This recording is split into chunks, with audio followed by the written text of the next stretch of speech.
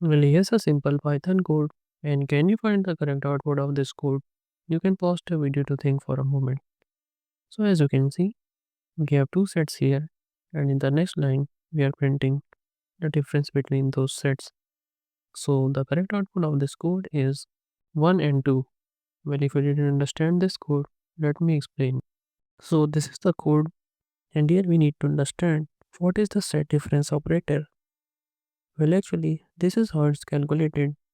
First, in set 1, we have these elements, and in the second set, we have these elements. So what happens is that whatever are the common elements in the second set are considered first.